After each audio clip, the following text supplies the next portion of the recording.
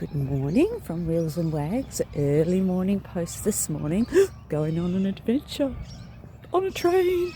But that's for next week, so you don't get to hear about that. So this week 8. My gosh, 2 months on the road by myself. Well, semi by myself, I guess, catching up with lots of people. So we started off. Where did I leave you guys? Oh, we were at Longwood. So from Longwood, I went over to Yea for a look and then spent some time in town. Busy little town, very pretty though. Lots of old style buildings, lots of motorbikes, so there's lots of good roads around obviously for them. And then headed to down, so I decided I wanted to take the hill route down to the flatlands rather than go back round the highway. So I picked all the roads that I could see that were relatively straight and zigzagged all over the place, and it only took an hour and a half, so it wasn't that bad at all. But I did stop the night just outside of Castella in a little roadside park there, met some fab people, Rails and Mike, and they helped get my bus into a little area next to them to camp for the night. That is where I had my paint issue, but it was actually a 3-day issue. I had trouble getting out the next morning. There was logs down both sides of the little area, which was fence that I got into. And between the three of us, probably all looking at the same place instead of different ones, I managed to put a post up alongside the bus. Not too much major damage, just a bit of a dent in, but I can get that fixed myself with some help probably. So nothing major there, but just annoying that happens. So I have to be more aware. Even when people are helping, I have to be more aware. Lesson learnt. And then coming out of there, you can't do a direct U-turn sort of to get back out to the main highway.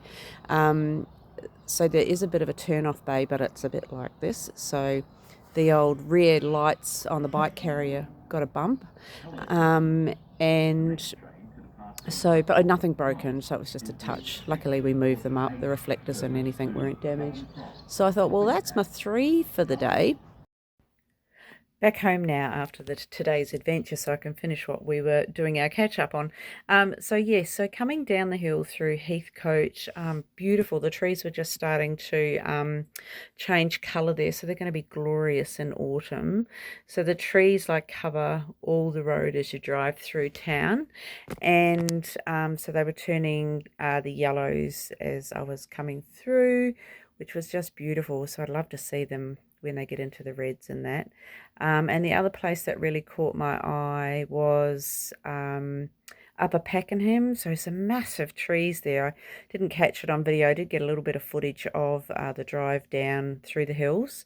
But I missed that bit, which was unfortunate. And of course in the bus, nowhere to turn around, so I couldn't go back. But yeah, definitely a beautiful drive. And as I said, only took an hour and a half to get down.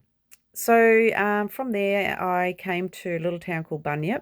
So there's a little RV camp there at the rec ground. So I stayed there for the night, $25 a night for unpowered.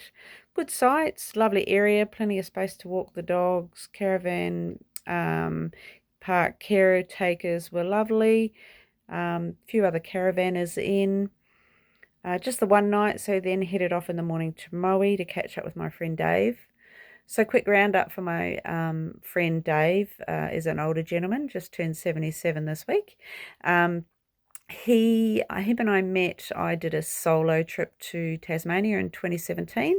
On my way back, I went past a biker on the side of the road on the Nullarbor, in the Nullarbor area. Asked him if he was all right on my way past, and he gave me the shrug, and I thought, oh, that's not right. And he had a whole heap of gear on the ground. He hadn't come off, but anyway, I thought you never leave a biker alone on the side of the road. So I went back to make sure he was all right, and his bike was broken. It wasn't going anywhere. He'd tried to call his wife and RAC, or Victoria RAC, but he didn't have any signal at all, so, and he wasn't going anywhere. So I said I'd got all the details, got his wife's details and got his RAC details, and got where I could get signal further down the road, closer to the Nullarbor roadhouse. Called his wife, said that he was fine, but just had bike issues and that I'll arrange the RAC for him. So I rang the RAC and got them organised to come and pick him up. Couldn't decide to leave it or not, and I thought, he'll just wonder what's going on. So I reckon I had enough fuel to go back and just let him know everything was okay. So I went back, gave him the good news that everything was sorted and someone will be out to pick him up soon. Gave him a hug, exchanged numbers as you do, and I headed back off home, heading towards home. So yeah, we've just kept in touch since 2017. Every now and then we text each other, wish each other happy birthday, send photos, emails, whatever. So when I went over 3 years ago with Tony in our little Nissan Civilian, we went and stayed with him for a little while, and that's the first time we'd caught up since 2017, which was lovely. And we caught up with him briefly when I was in Ballarat time before last, beginning of this year. David had a major surgery and got out of the hospital, so we were just a quick visit before he went home.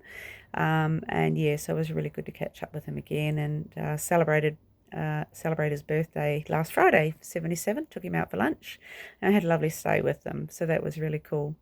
So I enjoyed my time in Maui. I did do my 3 days work there, managed to squeeze in some op shopping, of course. So looking forward now to, I'm headed back then to Bunyip RV camp, catching up with Kelly and Martin there, my friends travelling in the bus.